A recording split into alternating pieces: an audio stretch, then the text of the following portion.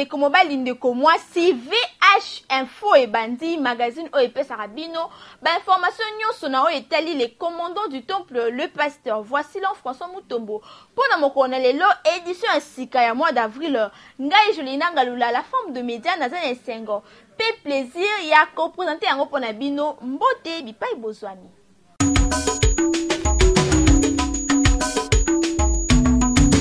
Yango erataka te mabina ya solo e uta na lola mokolo ya dimanche 1er avril 2018 louange pe adoration ezalaki au rendez-vous na ACK Kalembelembe na sima l'homme de Dieu le pasteur François Mutombo voici l'homme l'ambassadeur de la parole de Dieu atiaki sur le renversement des hôtels 3e module toshangi ngo pour un commentaire.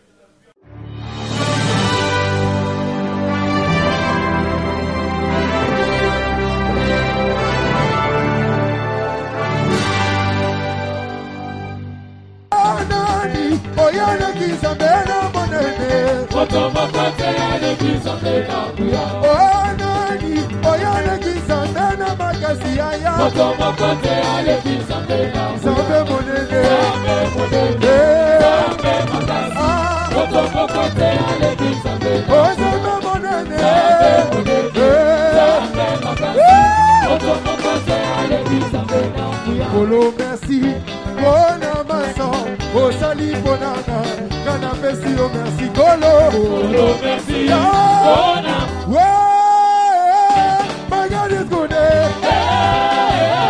Magadi skoude. Sote, sote, sote, allez, sote, sote, sote. Sote, sote, sote, sote, sote, sote. Ouais, magadi skoude. Magadi skoude. Chukatena, chukatini, chukatena, chukatini, chukatena, chukatini. Bakisa mololo, eka mololo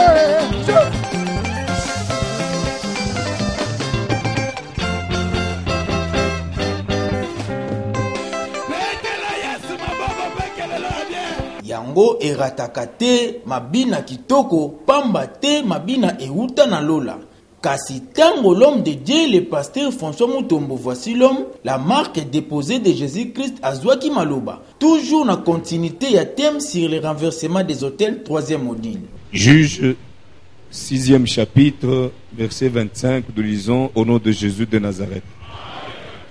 Dans la même nuit, Nabutu moko moko, l'Éternel dit à Gédéon, Yahweh Nzambe alobi na Gédéon, prends le jeune taureau de ton père Soa mwana ngombe ya tata na yo et un second taureau de 7 ans. Pezwa ngombe ya mibale ya mibu sambo. Renverse l'autel de Baal qui est à ton père. Kweyisa etumbelo ya Baal oyezali ya tata na yo. Et abat le pieux sacré qui est dessus. Pebuka mwasani ya bunkoko oyezali kolo. Tu bâtiras ensuite et tu disposeras Nasima okotonga pe okobongisa sur le haut de ce rocher kaka likolo na ngomba wana un autel à l'Éternel ton Dieu. etumbelo pona Yahweh Nzambe na yo. Tu prendras le second taureau okozwa siko ngombe ya mibale et tu offriras un holocauste okopesa libonza avec le bois de l'idole que tu auras na abattu. bakonyi ya ekeko oyo bukaki. Na passage oyo nde l'ambassadeur de la parole de Dieu, le pasteur François Mutombo, voici l'homme, la marque déposée de Jésus-Christ, alingaki atalisa na bana na Nzambe boye. Ne créez pas de polémique là où il n'y en a pas, mais s'il faut kozonga na liloba na Nzambe pour ce qui concerne les hôtels, nulle part la Bible a parlé de détruire les hôtels, mais on dit renverser les hôtels. On ne détruit pas les hôtels, mais on les renverse. Pourquoi? Rolanda, au côté parcourir la Bible du début à la fin, le verbe qu'on a utilisé c'est renverser. Pourquoi? Na passage l'Éternel parla à Gédéon la même nuit. Lève-toi et renverse l'autel de Baal qui est à ton père. Je ne pense pas que nous ne pouvons raisonner plus mieux que Dieu. Non, je pense pas. Renverse l'autel de Baal qui est à ton père. Telema kweisa baluisa etumbelo ya banzambe ya Baal. Oye za na famille na yo. Oye za ya tata na yo. Quand on dit ton père, ça dit quelque chose familial. Oye za na famille na yo. Kweisa yango. Bosimba ete, thème sur le renversement des hôtels, troisième module, Ezako koba na aseka kalembelembe, ndeko yaka pe koyoka, pe ozwa enseignement ya kitoko. Baal avait occupé place où ils y ensemble. Quand on dit le sommet du rocher, ça dit que la famille à Gédéon, batombola qui Baal à la place de Dieu. Ndez ambazoti de la zone kende. Donc la famille batomboli Baal, batomboli bungang, batomboli kindo. Yo salanini renversé, c'est-à-dire longula oy batombola ilikolo salanini. Kitisa nase zwanga inzambo ba kitisi nase salanini. Zongi sanga ina sommet. C'est pourquoi on utilise le verbe renverser.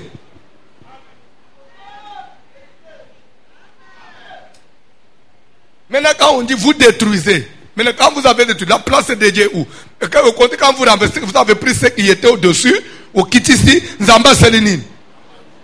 Quelqu'un me dit, oh non, papa, tu ne vois pas que si on doit détruire, et si on doit seulement renverser, on n'a pas détruit, demain ils peuvent revenir et restaurer. Oh, mais je vais vous dire une chose. Est-ce que ça c'est un raisonnement ça? Dieu lui-même qui a chassé Satan au ciel, il ne l'a pas détruit. Toi tu vas en finir avec Satan. C'est comme qui dirait, je dois seulement dire chasser. Et il a même ajouté que et que yezongaka. Mais pourquoi Jésus n'a pas dit au lieu zonga tout détruire dans le ufamba la moko? Mais il reconnaît même que zonga mais bobengana kaka. Ce n'est pas le temps de détruire les diables. Toujours mokolo ya dimanche 1er avril, na thème sur le renversement des hôtels. Troisième maudit, l'homme de Dieu, le mercure du moment, le pasteur François Mutombo. Voici l'homme, l'ambassadeur de la parole de Dieu, ateaki sur l'alliance. Ba détail na commentaire oyo. Flamand noir à Seilibiso. La première alliance avait aussi des ordonnances relatives. Na mokanda ya Hébreux chapitre 9 verset 1 de l'ambassadeur de la parole de Dieu, la marque déposée de Jésus-Christ, le pasteur François Mutombo. Voici l'homme atalisaki na bana na Nzambe na oyo etali alliance. On dit la première alliance, c'est que l'alliance de leur ancêtre, alliance ya bayuda ya bakoko na bango, ya batata na bango. L'ère Paul Zokoma, l'épître de Paul aux Hébreux, et il fait allusion à la première alliance. Là, Jésus est déjà mort et ressuscité. Et il a même déjà dit, prenez ceci mon sang, le sang d'une nouvelle alliance. Donc il parle de la première ou l'ancienne alliance. C'est par rapport à la nouvelle ou à la deuxième. Parce qu'il y a eu une première et ils étaient déjà à la deuxième alliance. Maintenant, Paul fait allusion à l'ancienne alliance. Toujours par rapport à l'alliance, le mercure du moment, le pasteur François Mutombo. Voici l'homme alobelaki bana na Nzambe na lisolo ya Jésus, malgré azalaki mwana na Nzambe, kasi bakundaki ye pe lokola bayuda nyonso. Jésus-Christ, il est né, il était qui? Dieu, oui ou non? Malgré bunzambe na ye, mais abotami na mboka ya bayuda, abotami na makila ya bayuda, oui ou non? On appelle Jésus de Nazareth. Mais nakati na ye c'était un Dieu incarné. Nzambe incarné na nzoto ya bayuda. Akufi, bakundi ye. 3 jours après, Yesu asekwi. Mutu moko azolandanga, yako kamweza nini? Akuti balenji na babanda balingaki ye na nzoto. Balenji na babanda. Pona nini fale balinge bembe, balenji na babanda. To suspendre nano wana to sala voyage muke ezape na mutu moko tokoloba akufaka pe bakundaka ye, c'était Lazare de kwa Marie na Marthe. Jésus a keiti na lilite pour se Lazare alobe bolongole libanga. Oh non maître, laisse, il sent déjà, a insisté balongole libanga. Amen. Alléluia. Alléluia. Angangi d'une voix forte, Lazare sort de là. Bible dit que les morts sortis, les pieds et les mains liés de bandes, le visage enveloppé d'un linge. Mais on a la Bible monde. Et où tu vois, c'était la coutume des Juifs, leur façon d'enterrer les morts. Ce qui est bembe koufi, bazo kamate bem. Quand on dit que les pieds les met liés des bandes, ils ont été bakangistema beaucoup na simano, ou bien bakangima beaucoup boye, comme après bakangima kolono, bazo bembe, quand on dit bembe là tout droit, bazo bande, balingi ko bande, les épaules tina makolo, bazo ongi balingi basilis, après bazo lamba, bakangi na mutu, ndenge bisoto la tisa bagana banini. Bangusko bakanga elamba na mutu balingi bande nzoto mobimba po bakunda na esprit na bango ezanini to kanga yeboy po akende libela azongela bisote. Enseignement kitoko sur le renversement des hôtels, troisième module. Oyo epesamaka epai ya le recteur de l'université ya Nzambe, l'ambassadeur de la parole de Dieu, le pasteur François Mutombo voici l'homme. Ezali kokoba se kokoba na aseka Kalembelembe oyo ezali na commune ya Kinshasa na avenue Kalembelembe numéro 70. Bino pe boya ebele po na koyoka mate ya kitoko pe bopambolama. Mais Dieu dans un corps des Juifs okokundama selon coutume des Juifs. Oza mwana na Nzambe mekibu mwana na Nzambe na yo efanji na nzoto abambala kutima bambale ukanga yo. Oh, moi je suis Muklisto bien sûr, mais dans zoto ya banani ya bapende. Yango erataka pete surtout na thème oyo kitoko sur le renversement des hôtels, troisième module, prière ya kafu kafu pona kokwisa ba hôtel nyonso ya mabe ya ba famille na biso. Tosha nyongo aseli biso commentaire. Ezali renversement des hôtels. Toujours na thème oyo ya renversement des hôtels, troisième module, pour na koede bana na Nzambe kotambola na alliance ya solo. Le commandant du temple, le pasteur François Mutombo voici l'homme, akambaki prière ya kafu kafu. Ozo sala prière. Bandeko, Nzamba ya alliance. Nzamba alliance. Alaka David ya ibiseye. Alliance tozo sala nayo. Okozanga kate. Un enfant assis sur le trône d'Israël. Penzamba okisam. Allah Abraham a dit je serai le Dieu de tes descendants. Penzamba okisam. Tu peux aussi dire à Dieu, papa, dans tout ce que tu peux me donner comme bénédiction. Muli munanga ebungate. Mukolo yango papa, banji no bazala pembeni. To sambele na ombo na Jésus.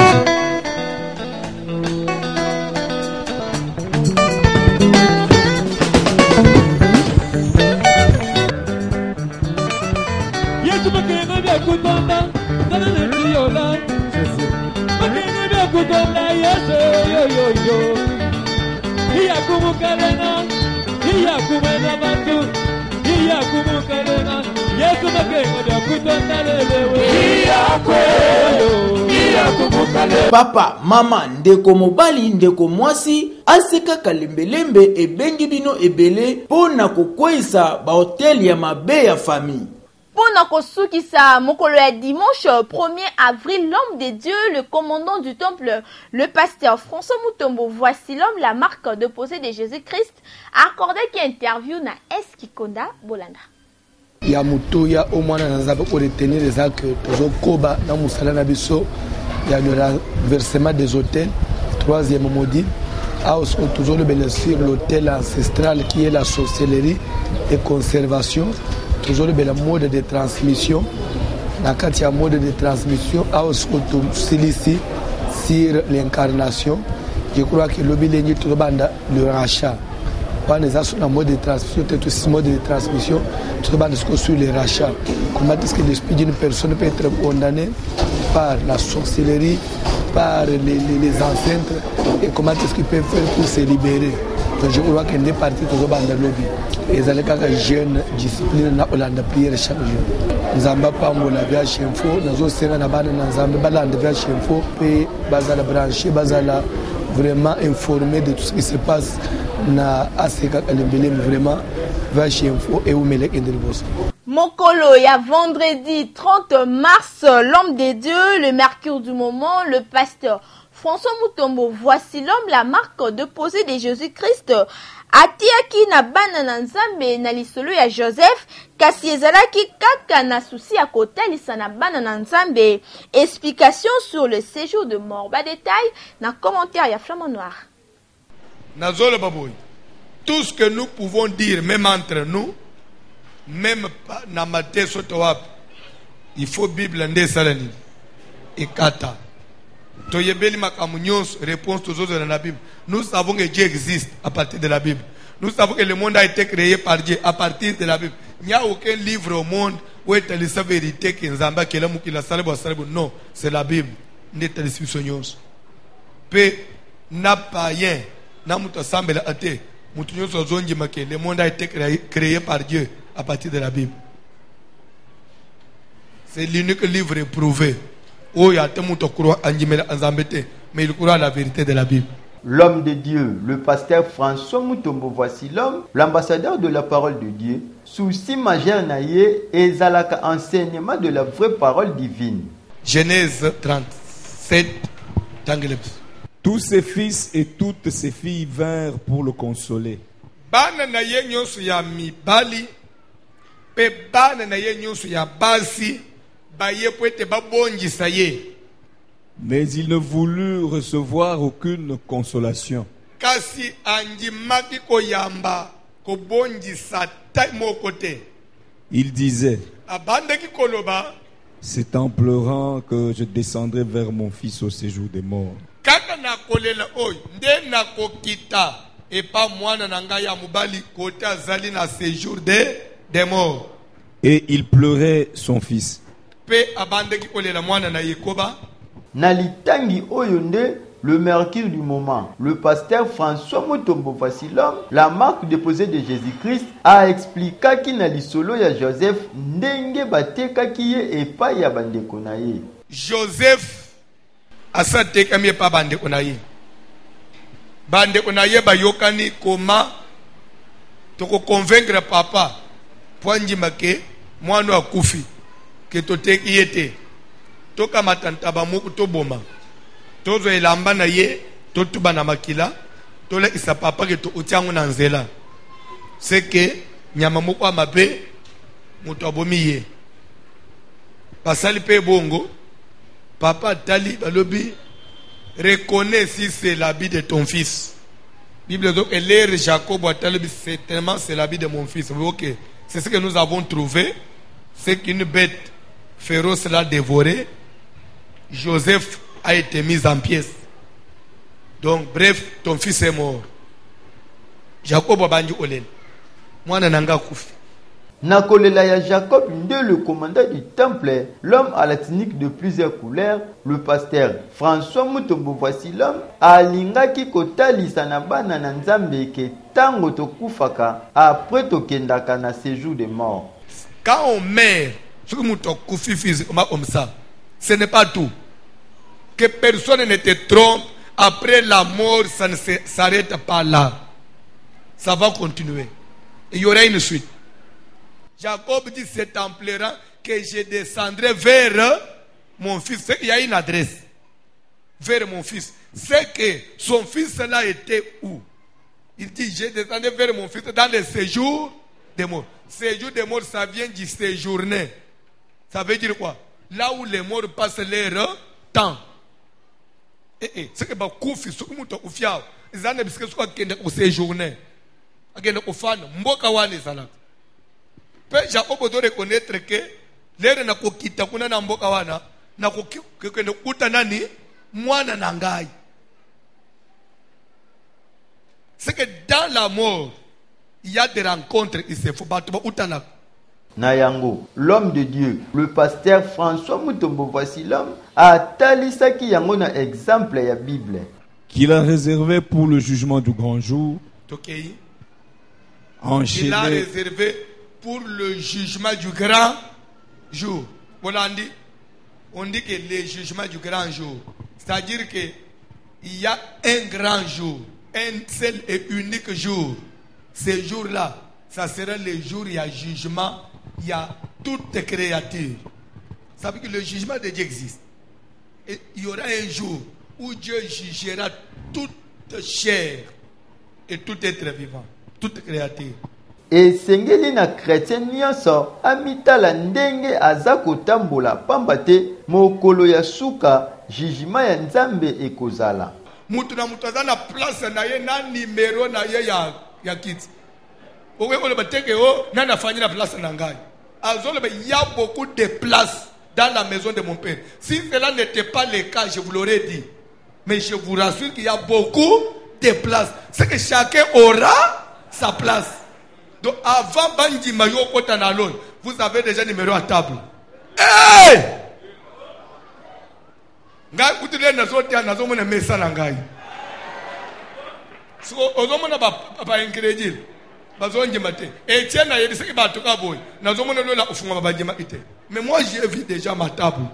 Délivrance ya Kafu et Selemaki mokolo ya jeudi 29 mars 2018 moto nyonso oyaki na aseka kalembelembe oyo ekamamaka na l'homme du moment, le pasteur François Mutombo. Voici l'homme, l'ambassadeur de la parole de Dieu, azwaki ya elobiko. Bolanda nengelekaki.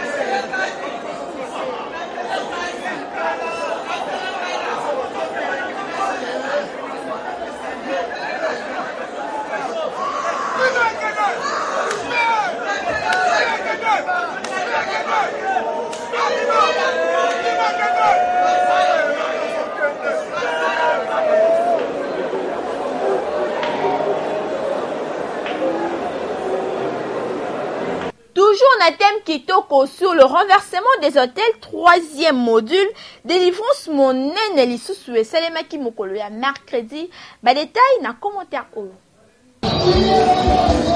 Mokolo ya mercredi 28 mars 2018, la marque de posée de Jésus-Christ, le pasteur François Mutombo Voici l'homme, na cadre ya thème sur le renversement des hôtels 3e module, délivrance ya kafu et salemaki pour na koko isaba hôtel nyonso ya mabe.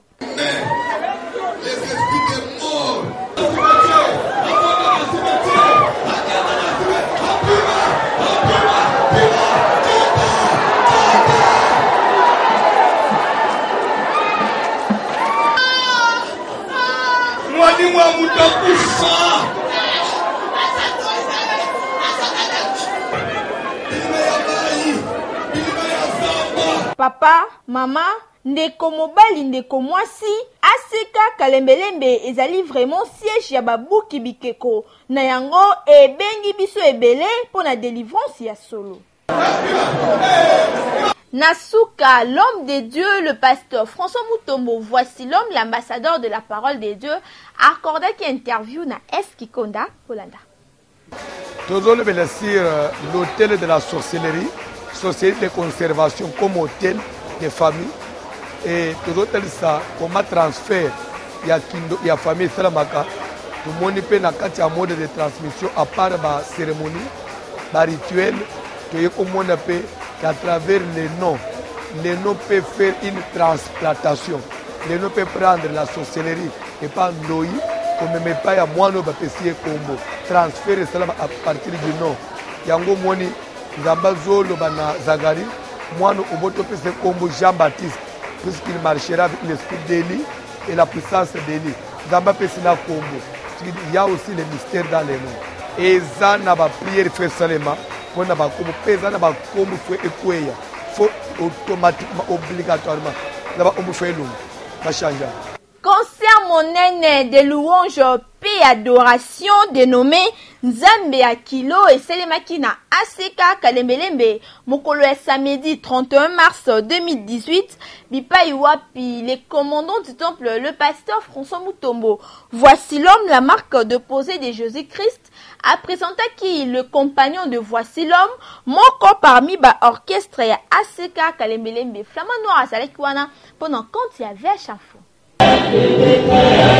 Concert monene de louange et adoration et salemaki na Aseka Kalembelembe mokolo ya samedi 31 mars. Pour na clôturer kitoko au mois de mars, le pasteur François Mutombo Voici l'homme, la marque de posée de Jésus-Christ, a présenté qui les compagnons de Voici l'homme moko parmi ba orchestre ya Aseka Kalembelembe. Tango basala ki entré na bango, bana na Nzambe batondisamaki na esengo.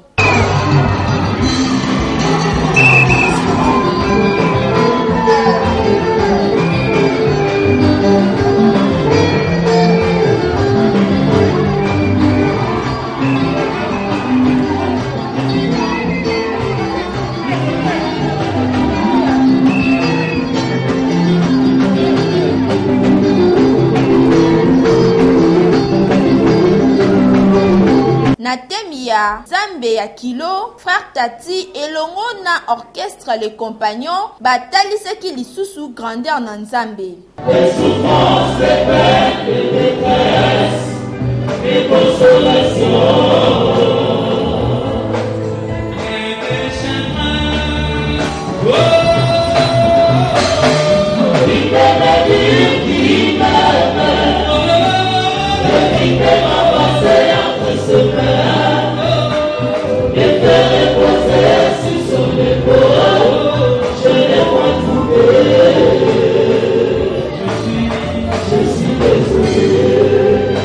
Tomonaki pe présence ya Mama Godé Bondebe, frère Nelson Kikiem, frère Fiston, pe ba musicien ya ba orchestre nyonso ya Aseka Kalembelembe, bazangaki peti kosepelisa bana na Nzambe oyo bazalaki présent na concert.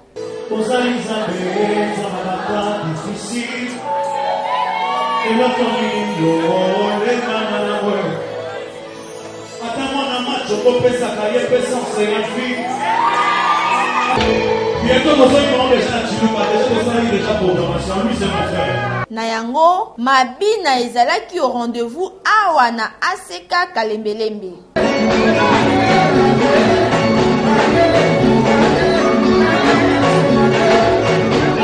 Nyonso eselemaki kitoko sous l'œil vigilant y a l'ambassadeur de la parole de Dieu, le pasteur François Mutombo. Voici l'homme, la marque déposée de Jésus-Christ. Bosimba était concert de louange puis adoration ezalaki pe na cadre ya ko clôturer mois de mars kitoko. Tokomi na rubrique oyo bolingaka mingi na bandaku VH opinion totire yango na mokanda ya Matthieu chapitre 16 kobanda na verset 13 tina 15 pamba te moto nyonso alingaka yeba nini balobaka pona ye mais le commandant du temple le pasteur François Mutombo. Voici l'homme ye pe alingaka yeba nini balobaka pona ye bolanda.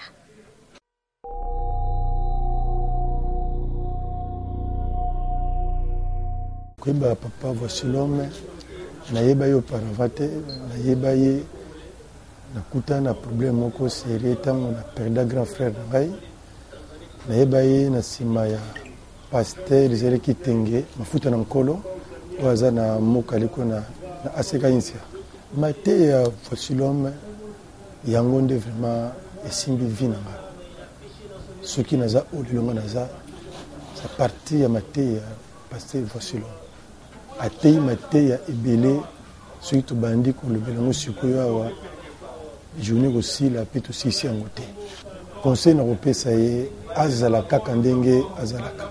Auparavant bato ebele même famille na nga balobaki non pasteur na bino azalaka na kisi parce que dans l'époque azote azalaka na mouchoir na ye mpona kopangusa motoki bato ebele donc na Kinshasa bainterprete yango ezalaki ya kisi. Mais ngai moko na kati église pasteur asala alliance alobi église mobimbe sambela mpona ye les jours kaka ye akotisaka eloko ya mopaya en dehors ya makambo ya nzambe ya bible nzambe aboma ye abimisi na mposa. Et à partir de là nga na comprendre que non mouchoir ezalaka mouchoir mpona motoki ezalaka ya kisi te. Alors azala kaka ndenge azalaka aza très simple soki oyebi ye te oyeba ye te nga moko namona bato ebele bazoyebisanga ke non ta biso voici l'homme nga na telemi place mona voici l'homme mais baluka voici l'homme mpo aza na komikitisa aza na orgueil te de tout le monde bapaster mosusu akontinue kaka ndenge azali ndenge azalaka wana nzambe akontinue kopambola makasi.